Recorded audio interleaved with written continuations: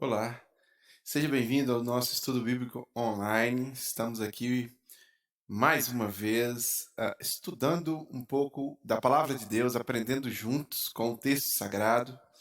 Na semana passada, nós fomos impedidos de estarmos juntos porque tivemos uma intempérezinha, um problemazinho de saúde que quero já aproveitar e pedir que você ore por mim para que Deus possa me abençoar. Estamos aí às voltas com a investigação sobre a minha saúde e como todo cristão sabe que todas as coisas cooperam para o bem dele, como todo cristão sabe que Deus está no controle de todas as coisas, nós cremos no poder, na ação de Deus. Então, peço que você ore, interceda, peça por mim. Hoje estamos aqui, graças a Deus, prontos para prosseguirmos no estudo bíblico. Estamos estudando o livro, os evangelhos, né? Mateus, Marcos e Lucas, os chamados sinóticos, né? E quando fizemos nosso último estudo aqui há 15 dias atrás, nós estávamos por entrar ali, por iniciar ali, especificamente no ministério de Jesus, logo quando João Batista preparava o caminho para Jesus. Um detalhe importante nessa nossa ordem de estudos é que a gente vai em um texto e volta em outro texto, né? Por exemplo, até agora nós não iniciamos o Evangelho de Marcos. Por que não iniciamos o Evangelho de Marcos? Porque aqueles detalhes iniciais do Mestre Jesus, né, nascimento, fuga para o Egito, retorno, etc., encontro de Isabel com Maria, não está constando no Evangelho de Marcos. O Evangelho de Lucas e o Evangelho de Mateus trazem esses detalhes de uma forma mais específica. O Evangelho de Marcos, ele se inicia logo falando a respeito de João Batista, o que prepara o caminho para o Mestre. E isso vai acontecer no capítulo 3 de Mateus e no capítulo 3 de Lucas. Percebem como que os evangelhos eles vão se encaixando e como que nós vamos indo e voltando neles nessa série de estudos que nós temos feito sobre os evangelhos? Então, sem mais delongas, eu te convido a abrir aí a sua Bíblia ou acompanhar conosco na tela, porque ela vai ser projetada para você, Marcos capítulo 1, versículo 1 em diante. Leiamos.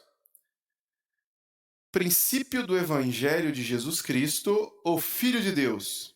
Conforme está escrito no profeta Isaías, enviarei à tua frente o meu mensageiro, e ele preparará o teu caminho. Voz do que clama no deserto, preparem o caminho para o Senhor, façam veredas retas para ele. Façam veredas retas para ele. Assim surgiu João, batizando no deserto e pregando um batismo de arrependimento para o perdão dos pecados. A ele vinha toda a região da Judéia e todo o povo de Jerusalém, confessando os seus pecados. Eram batizados por ele no rio Jordão. João vestia roupas feitas de pelos de camelo, usava um cinto de couro e comia gafanhotos e mel silvestre.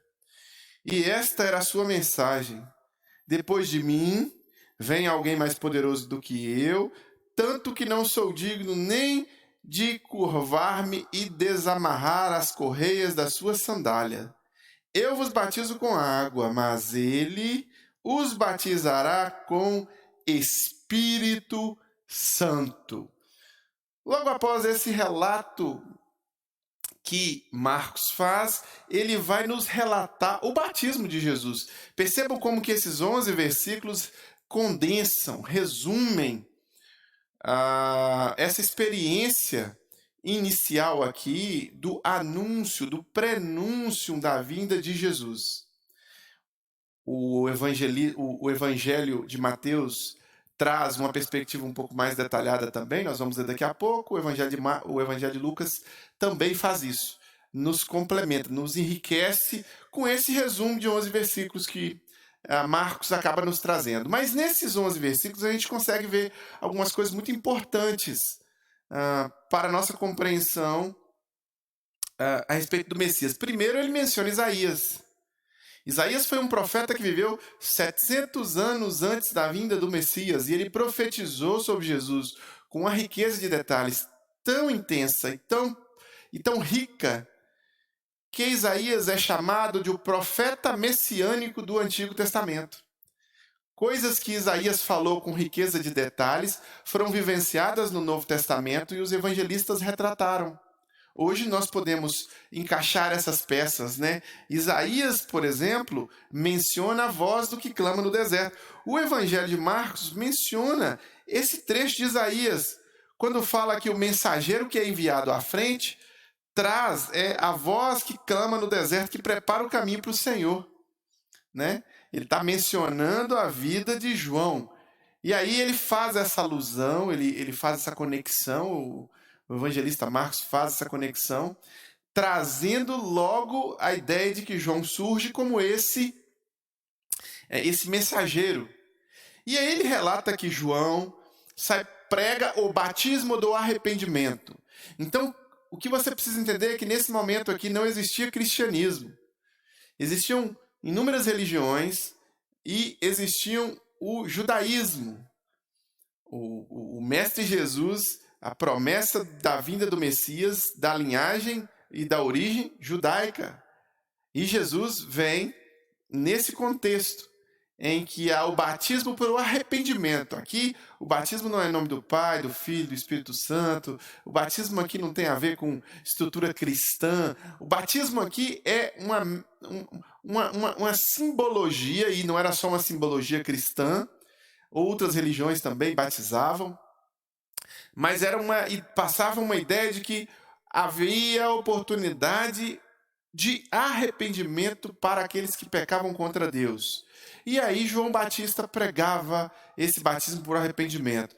Mas João mencionou aqui, o evangelista menciona, que João ele não traz para si. Ele fala que João era um cara que tinha hábitos peculiares, vestia de pele de camelo, comia mel silvestre, e que João de fato não era o cara, mas ele estava ali para anunciar a vinda do cara, né? Ele, depois de mim vem alguém que eu não sou digno de nem amarrar as sandálias dele. É o que o evangelista Marcos traz. Ele condensa toda a história em 11 versículos. Agora a gente vai fazer um retorno um pouco e ouvir o que Mateus falou para a gente desse mesmo episódio, né? Mateus capítulo 3, aí, nós vamos ler também aí 12 versículos, né? Mateus traz a seguinte narrativa. Naqueles dias, capítulo 3 de Mateus, versículo 1 em diante. Naqueles dias, surgiu João Batista, pregando no deserto da Judéia. Ele disse: arrependam-se, pois o reino dos céus está próximo. Isso é importante.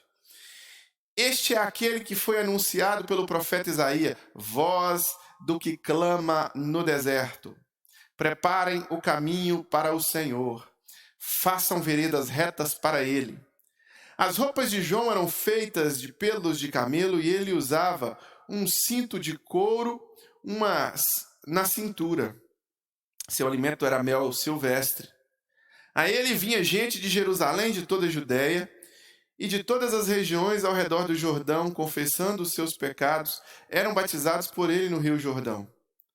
Quando viu que muitos fariseus e saduceus vinham para onde ele estava batizando, disse-lhes: raça de víboras, quem lhes deu a ideia de fugir para da ira vindoura, da ira que se aproxima? Deem fruto que mostre o arrependimento. Não pensem que vocês podem dizer a si mesmos: Abraão é nosso pai. Pois eu lhes digo que dessas pedras Deus pode fazer surgir filhos a Abraão. O machado já está posto à raiz das árvores. Toda árvore que não der bom fruto será cortada e lançada no fogo. Eu os batizo com água para arrependimento, mas depois de mim vem alguém mais poderoso do que eu, tanto que não sou digno nem de levar a sua sandália. Ele vos batizará com o Espírito Santo e com fogo. Ele traz a pá em sua mão e limpará sua eira, juntando o seu trigo no celeiro, mas queimará a palha em fogo que nunca se apaga. Aqui temos outros detalhes relevantes na narrativa desse pedaço da história, dessa transição, né, do povo hebreu para o povo cristão, do povo de Deus advindo de Moisés no pacto com Abraão e no povo feito na nova aliança com Cristo Jesus, o verbo vivo, o verbo encarnado. Aqui temos a mesma narrativa, a mesma narração que é feita sob a menção da história, da pregação, da profecia de Isaías. Temos detalhes também vindos aqui importantes sobre a pessoa de João, que Mateus também traz. Ele diz que João era um excêntrico que vestia roupas excêntricas e que comia comida excêntrica, vamos dizer assim. Mas ele traz um episódio aqui que não lemos em Marcos, né? O confronto de Mateus, o confronto que Mateus fala do confronto que João o Batista, né? João Batista, faz com os sacerdotes, né? No versículo 7, quando viu que muitos fariseus e saduceus vinham, aqui ele cita 2 grupos de religiosos de linhagem sacerdotal daquela época. Eram sacerdotes oriundos de 2 facções do judaísmo, fariseus e saduceus. Estes homens divergiam entre si, mas tinham a mesma estrutura religiosa judaica, não cristã, judaica, porque a estrutura cristã não existia. Os fariseus eles são mais conhecidos como os mais hipócritas, que gostavam de ficar mais diante das pessoas com uma capa para esconder os seus próprios falhas, sua própria miséria, sua própria mediocridade. Mas os saduceus também não ficavam para trás.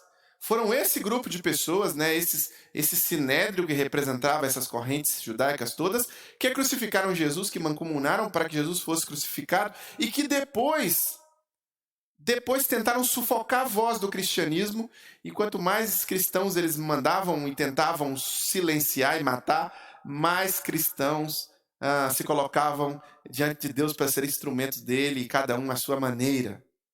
Dentro dessa perspectiva também surge o cristão chamado Paulo, né? Antigo Saulo de Tarso. Aqui ele menciona esses 2 grupos e ele diz o seguinte, ele diz assim, quem são vocês? Ele questiona, ele chama de raça de víboras. Ele, se fosse nos tempos presentes, seria acusado de ser politicamente incorreto, de ser alguém agressivo, beligerante, bélico. Mas não. João é um profeta de Deus que se coloca diante daqueles religiosos que faziam do povo massa de manobra e os confronta. Porque aquele povo, aqueles saduceus e fariseus se achavam melhores do que o povo, se achavam melhores do que aqueles que estavam sendo batizados. E batizados mediante o arrependimento de pecados. Batizados mediante uma tentativa de buscar ali melhorar suas próprias vidas. E aí João diz, Deus pode suscitar destas pedras. Ou seja, vocês estão achando que vocês são aí de fato filhos de Abraão, né? A expressão que ele usa. Mas eu vou dizer para vocês, Deus suscita dessas pedras filhos de Abraão também. E vocês não podem fugir da ira vindoura, da ira que está por vir, do reino de Deus, né? Raça de víboras, quem lhes deu a ideia de fugir da ira que se aproxima? Deem frutos que mostrem arrependimento. Não pense que vocês podem dizer a si mesmo, Abraão é nosso pai, pois eu lhes digo que destas pedras Deus pode fazer surgir filhos a Abraão. E aí ele dá um exemplo. Ele faz aqui, meu querido, algo importante que nós precisamos compreender. Ele faz uma alegoria, usando uma figura de linguagem chamada metáfora. E nesta metáfora, nesta alegoria, ele classifica as pessoas. Ele diz que todas as pessoas serão como se fossem ali, de certa forma, árvores ou plantações, né? E aí, a plantação dá um fruto. Ele cobra esse fruto, ele cobra desse fruto daqueles religiosos que não estavam dando fruto, que estavam com um discurso bonito, mas que na verdade tinham vidas muito distantes do discurso que tinham na boca. De fato, aqui, mais tarde, esses religiosos são chamados de sepulcros caiados pelo Mestre. Sepulcros caiados, túmulos muito bem pintados por fora, mas por dentro ossos podres. João confronta esses homens. E João usa aqui uma metáfora, uma ilustração, dizendo que o machado já está na raiz da árvore. E que toda árvore que não der bom fruto será cortada pelo machado e lançada no fogo. Condenação. Mateus traz a informação que Marcos, de certa forma, comeu mosca.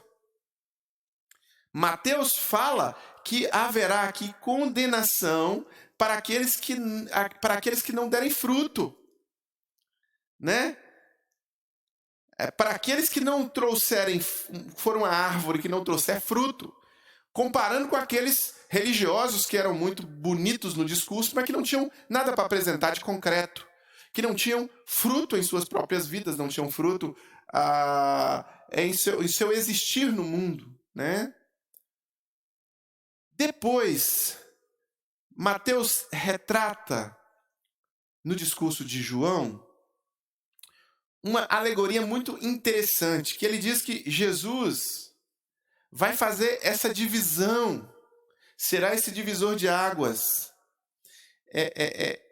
Eu os batizo com água para arrependimento, e ele usa a si mesmo como exemplo. Eu estou batizando aqui com água, mas depois de mim vem alguém mais poderoso que eu não sou digno nem de amarrar as sandálias. Ele vai baptizar, vai imergir no Espírito Santo. E ele vai batizar e vai imergir os outros em fogo. Esses que serão cortados como árvore e lançados no fogo serão aqueles que rejeitarão dar frutos. Serão aqueles que não apresentarão frutos para Jesus.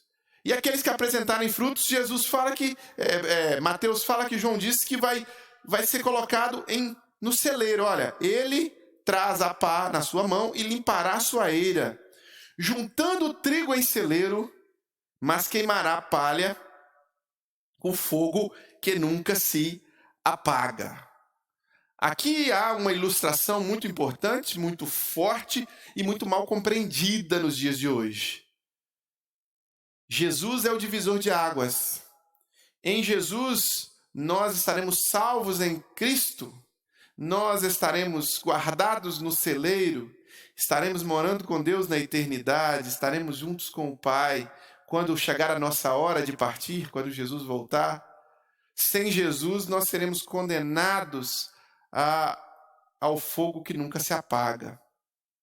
Então ele nos imergirá no Espírito Santo e nos levará a um compromisso, uma comunhão profunda e intensa com Deus aqui nesta vida, a ponto de sermos tomados pelo Espírito e sermos conduzidos como bom fruto, como bom trigo, recolhido no seu celeiro, morando com o seu Senhor, ou como aquela palha que não produz frutos, seremos lançados no fogo que nunca se apaga. É uma palavra forte também para os dias de hoje, mas uma realidade bíblica que não deve ser negligenciada por nenhum de nós. Muitos dos nossos irmãos acabam compreendendo um pouco errado esse texto, atribuindo a Jesus um certo batismo com fogo e tentando trazer esse batismo como sendo um batismo de purificação. Aqui nós falamos, olhando para o texto, nós não podemos falar dessa forma. O texto diz que Jesus nos imergirá no Espírito ou nos imergirá no piro, fogo inextinguível, fogo que nunca se apaga. Como que ele nos imerge no Espírito, como que ele guarda-nos no seu celeiro, quando nós nos arrependemos dos nossos pecados e nos entregamos a Jesus como o único Senhor e Salvador de suas vidas. Como que Jesus nos imerge no piro que nunca se apaga, no fogo que nunca se apaga, no fogo nesse... Quando nós rejeitamos Jesus e não queremos Jesus em nossas vidas e nós não nos entregamos a Ele, não permitimos que Ele seja aquele que nos tome. Então Ele batiza no Espírito Santo e batiza com fogo. Ele é o divisor de águas. Em Jesus estamos salvos, sem Jesus estamos condenados. Mas nós temos também o relato do médico Lucas, também sobre este mesmo episódio, com uma riqueza de detalhes um pouco maior. Nós vamos agora ao capítulo 3 do Evangelho de Lucas, pescando aqui alguns outros detalhes importantes também no texto sagrado. Lembrando que há um detalhe aqui em Lucas, é que Lucas traz a genealogia de Jesus que Mateus havia colocado logo no começo. Lucas traz aqui para o capítulo 3, né? Depois do batismo de Jesus. Né? Então ele relata o batismo e a genealogia de Jesus. Nós vamos, nesse estudo de hoje, né, dado o nosso tempo ali, nós vamos ler no capítulo 3 de Lucas, do versículo 1 ao versículo 19 somente, e continuaremos o outro no próximo estudo. Então, Lucas capítulo 3, versículo 1 a 19.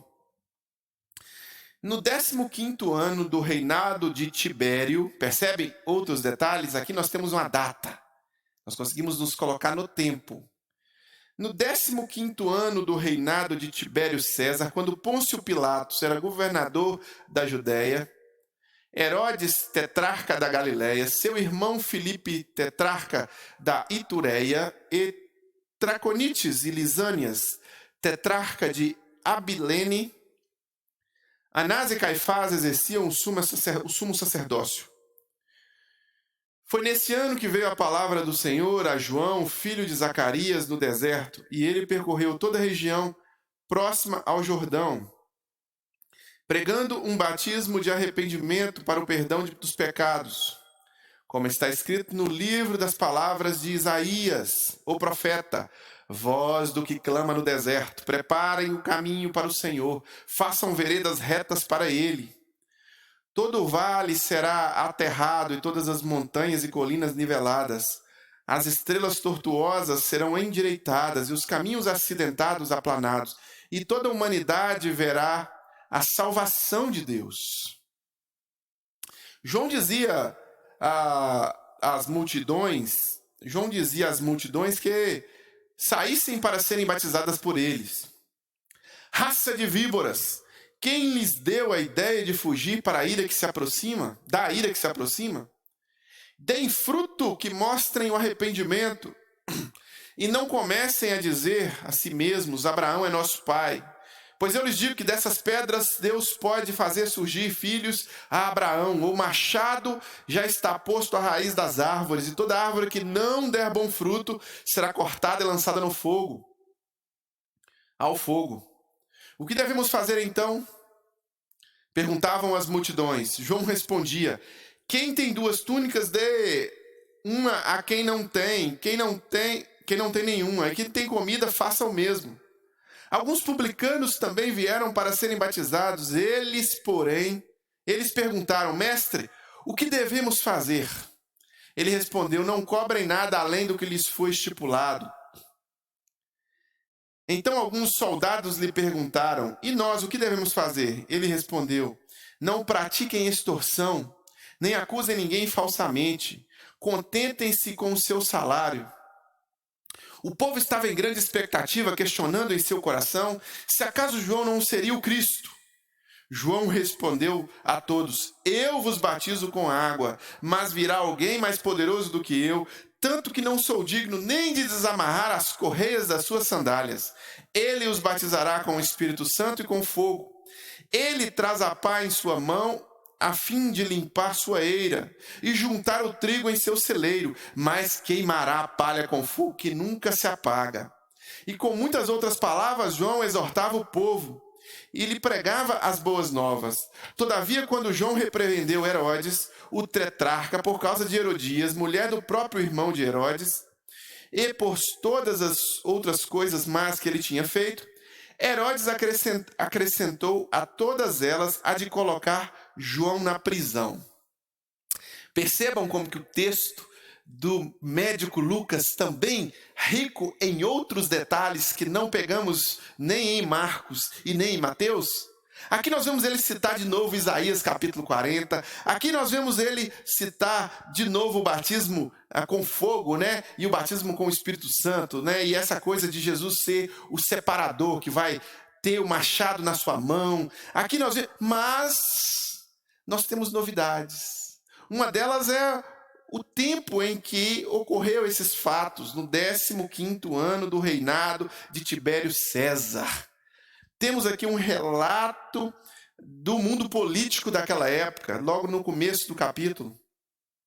A estrutura toda política vai sendo retratada e temos aí uma datação do ocorrido um pouco mais precisa por parte do autor.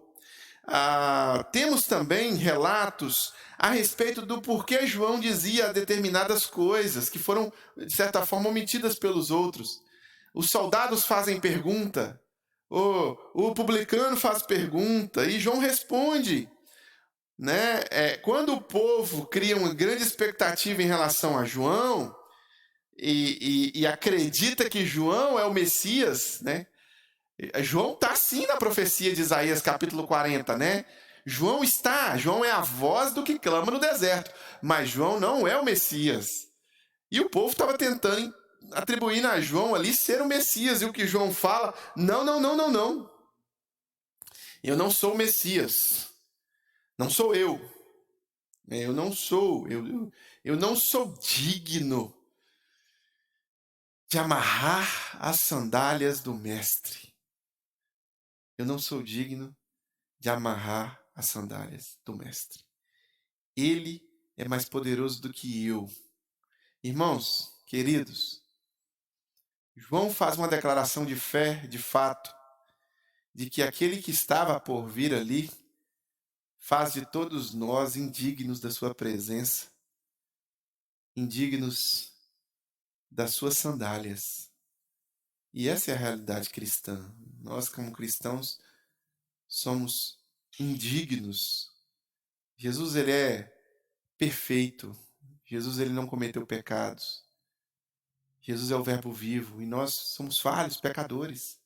E somos convocados por Deus a nos arrepender e nos aproximar de Jesus, não como alguém que olha para si mesmo e diz que é tão bom, mas tão bom que pode se aproximar de Jesus. Não, mas como alguém que reconhece ser tão miserável, pecador, falho e indigno, que precisa se aproximar dos pés da cruz, que precisa se aproximar do Mestre Jesus. E essa é a nossa condição, essa é a minha condição, essa é a sua condição.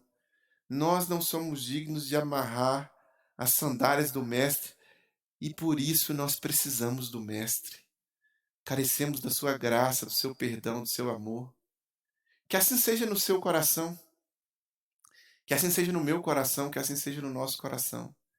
Que nós possamos reconhecer a necessidade que temos de nos conectar a Deus através de Jesus e de nos prostrar aos pés da cruz e entender que Jesus é aquele que nos salva de nós mesmos, nos salva do pecado, e que é aquele que tem a sua pá também na mão para fazer a limpa, recolher o trigo no celeiro. Ele nos faz trigo recolhido no seu celeiro, mas se não estivermos dispostos a nos entregar e se quisermos viver uma vida que nós ou rejeitaremos, podemos, infelizmente, pela rejeição a Ele, sermos lançados em fogo que nunca se apaga. A pregação de João é uma pregação real, sincera, factual.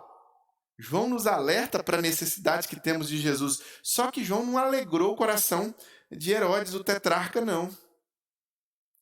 Por causa de Herodias, né, a mulher do irmão de Herodes, acaba que depois João vai pagar com a própria vida e vai ser condenado à pena de morte pelo tetrarca, pelo rei. Mas a gente vai ver isso um pouco mais à frente. O que nós temos que observar agora é que esse texto sagrado poderoso traz-nos preciosas informações. As palavras pregadas por João ecoam até hoje. Voz do que clama no deserto, que prepara o caminho e nos convida a endireitar as nossas veredas.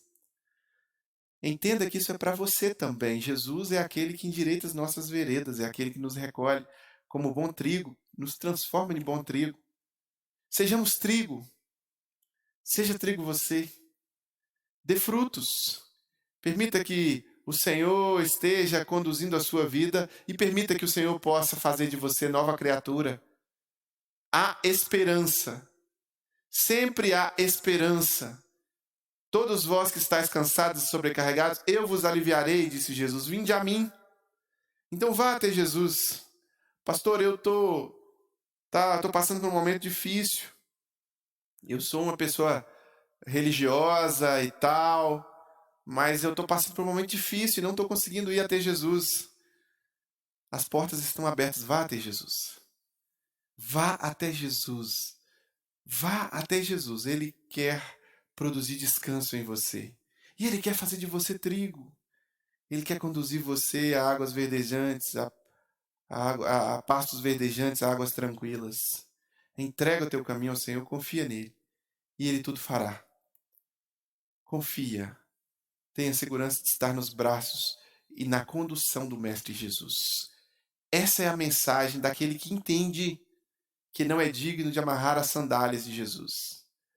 Nós não somos. João não era. E nós precisamos do perdão, da consolação, do conforto, da direção do Mestre Jesus em nossas vidas. Que assim seja com você, que assim seja comigo. Eu vou orar com você agora, nós vamos juntos orar. E nessa oração, eu quero colocar a sua vida diante de Deus. Quero colocar a minha vida diante de Deus, reconhecendo que nós não somos dignos, nem eu e nem você, de amarrar as sandálias do Mestre.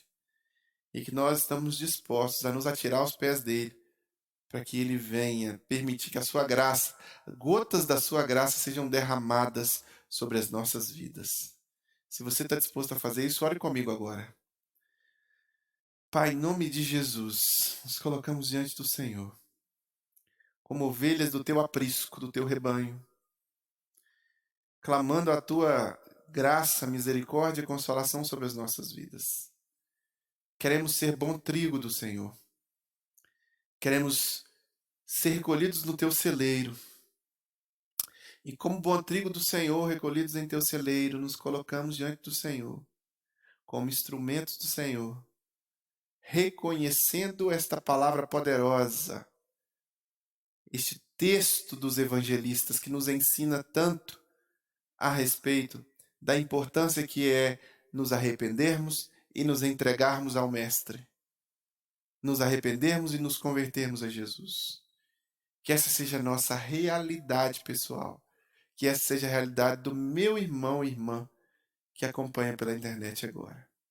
Que nós façamos esse compromisso juntos para adorar o teu santo nome, fazer o Senhor sorrir e nos tornar libertos por Cristo Jesus.